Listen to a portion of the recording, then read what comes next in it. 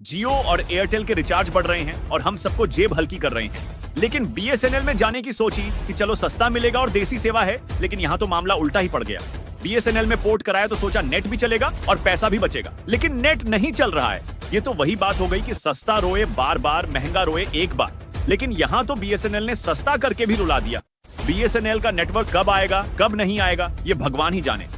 हम तो सोचते थे कि सरकारी चीजों में थोड़ी धीमापन होता है, लेकिन यहाँ तो इंटरनेट की स्पीड ही गायब है, मानो जैसे 2G के जमाने में जी रहे हैं। तो भाई सोच समझकर ही पोर्ट करवाना चाहिए। बीएसएनएल का सस्ता रिचार्ज और देसी सेवा देखकर तो हम ललचा गए थे, लेकिन अब समझ में आया कि इसमें भी बहुत समस्याएं हैं। उम्मीद है कि बीएसएनएल जल्दी ही अपनी सेवाओं को सुधारेगा और हम भी सस्ते में अच्छी सेवा का मजा ले सकेंगे। फिलहाल तो यही कहना है कि देसी चीजें अच्छी होती हैं, लेकिन सब कुछ देसी हो ये भी जरूरी नहीं। आपने बीएसएनएल की कहानी सुनी, लेकिन इसके पीछे की और भी मजेदार बातें हैं। बीएसएनएल एक समय पर तो बहुत ढांसू कंपनी थी जब मोबाइल और इंटरनेट का जमाना शुरू हुआ था, लेकिन जैसे जैसे प्राइवेट कंपनियां आईं, वैसा लगता है कि बीएसएनएल की गाड़ी पंचर हो गई। प्राइवेट कंपनियों ने तो 4G और 5G की स्पीड पर स्पीड दी और हमारे सरकारी बाबू लोग अभी भी फाइलों में ही उलझे हुए हैं। बीएसएनएल का हाल ऐसा है कि कभी कभी नेटवर्क आना भी भगवान के दर्शन से कम नहीं लगता। आप किसी को फोन करना चाहते हैं और उधर से सुनाई देता है, नेटवर्क में समस्या है, कृपया बाद में प्रयास करें। और अगर कभी नेटवर्क आ भी जाए तो नेट की स्पीड इतनी स्लो होती है कि गूगल खोलने में ही 10 मिनट लग जाते हैं। और हाँ, ग्राहक सेवा भी ऐसी कि भगवान बचाए। कभी कभी तो लगता है कि बीएसएनएल के कस्टमर केयर वाले खुद को ही कस्टमर मानते हैं और हम उनकी सेवा में लगे हुए हैं। फोन करो तो उधर से कोई उठाए ही नहीं, और अगर उठ भी जाए तो सर आपका मामला जांच में है, थोड़ा इंतजार करें कहकर पिंड छुड़ा लेते हैं। अब सरकार ने भी सोचा कि बीएसएनएल को सुधारना चाहिए, तो उसे कुछ फंड भी दिए गए हैं, लेकिन सुधार कब होगा ये तो समय ही बताएगा। मौजूदा स्थिति में तो यही है कि बीएसएनएल सस्ता तो है, लेकिन सेवा में अभी बहुत सुधार की जरूरत है। जब तक सुधार नहीं होता तब तक आपको जियो या एयरटेल के महंगे रिचार्ज के साथ ही काम चलाना पड़ेगा, क्योंकि जैसा कहते हैं दूध का जला छाछ भी फूंक फूंक कर पीता है। तो जब तक बीएसएनएल में सुधार नहीं आता तब तक हम सभी को थोड़ा सब्र रखना पड़ेगा और प्राइवेट ऑपरेटर के रिचार्ज से ही काम चलाना होगा। उम्मीद है कि बीएसएनएल जल्दी ही हमारे भरोसे पर खरा उतरेगा और हम सभी को सस्ती और अच्छी सेवा दे पाएगा। बीएसएनएल का रिचार्ज सस्ता है, पर नेटवर्क की ऐसी तैसी है। यह तो वही बात हो गई कि सस्ता मांस मिलेगा, लेकिन हड्डियों का कचरा भी झेलना पड़ेगा। बीएसएनएल का सस्ता रिचार्ज देखकर मन खुश हो जाता है, लेकिन जैसे ही नेटवर्क की बात आती है दिल टूट जाता है। कई बार तो फोन हाथ में लेकर ऐसे घूमते रहते हैं जैसे कोई खजाना ढूंढ रहे हो।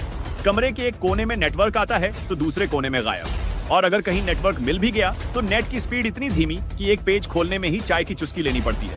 आप वीडियो कॉल करने का सोचिए तो बस सोचते ही रहिए। कॉल ड्रॉप हो जाए तो मत पूछिए। कई बार तो ऐसा लगता है जैसे पुराने जमाने के डायल अप कनेक्शन पर वापस आ गए हों। दोस्तों के सामने भी बीएसएनएल का सिम दिखाने में शर्म आती है। सब बोलते हैं, अरे भाई ये सिम अभी भी चलता है।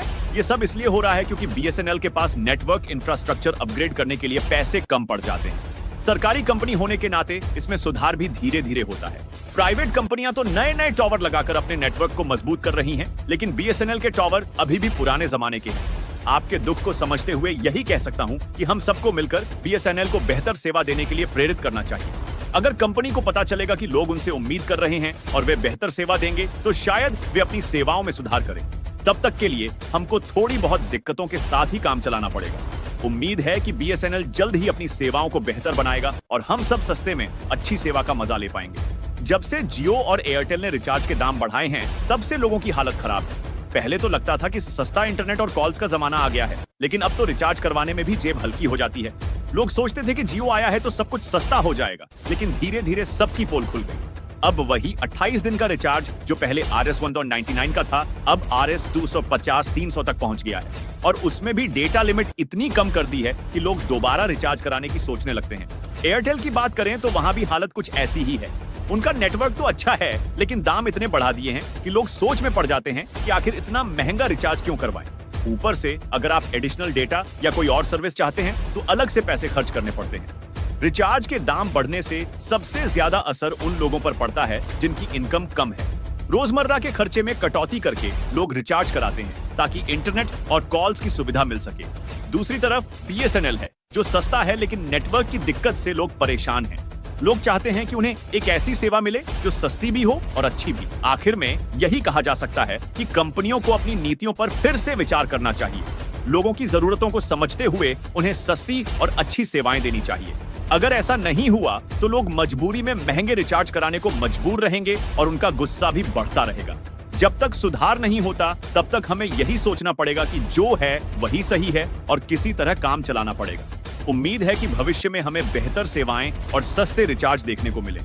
बीएसएनएल का नेटवर्क अगर सही हो जाए तो लोगों को सस्ता और अच्छा इंटरनेट मिल सकेगा और सब कुछ ठीक हो जाएगा। बीएसएनएल के पास वह क्षमता है कि वह लोगों को सस्ता और अच्छा सेवा दे सके। बस जरूरत है अपने इंफ्रास्ट्रक्चर को अपग्रेड करने की। अगर बीएसएनएल अपने नेटवर्क को सुधार ले, नए टॉवर लगाए और 4G 5G सेवाएं अच्छी तरह से लॉन्च कर दे तो लोग खुशी खुशी बीएसएनएल की तरफ रुख करेंगे। बीएसएनएल के सस्ते प्लान से लोगों को फायदा होगा और उनका खर्चा कम होगा। जब बीएसएनएल मजबूत होगा तो प्राइवेट कंपनियों को भी अपनी कीमतें कम करनी पड़ेंगी, जिससे उपभोक्ताओं को लाभ मिलेगा। बीएसएनएल की सेवा में सुधार होने से लोग एक बार फिर से इस पर भरोसा करेंगे और उनकी ग्राहक संख्या बढ़ेगी। बीएसएनएल का नेटवर्क ग्रामीण क्षेत्रों में भी काफी फैला हुआ है। वहां के लोगों को भी अच्छा नेटवर्क और इंटरनेट मिलेगा। सरकार को भी इस बात का ध्यान रखना चाहिए कि बीएसएनएल को पर्याप्त फंड और सपोर्ट मिले ताकि वह अपने नेटवर्क को अपग्रेड कर सके। अगर बीएसएनएल को सही दिशा में गाइड किया जाए और उसे जरूरी संसाधन दिए जाएं, तो वह फिर से अपनी पुरानी शान वापस पा सकता है। लोगों को भी थोड़ा धैर्य रखना होगा और बीएसएनएल के सुधार के लिए अपनी आवाज उठानी होगी। जब सभी मिलकर एक आवाज उठाएंगे तो बदलाव जरूर आएगा। फिलहाल तो यही उम्मीद है कि बीएसएनएल जल्दी ही अपने नेटवर्क को सुधार कर लोगों को सस्ती और अच्छी सेवाएं देने लगेगा, ताकि लोग बिना किसी परेशानी के इंटरनेट और कॉल्स का मजा ले सकें।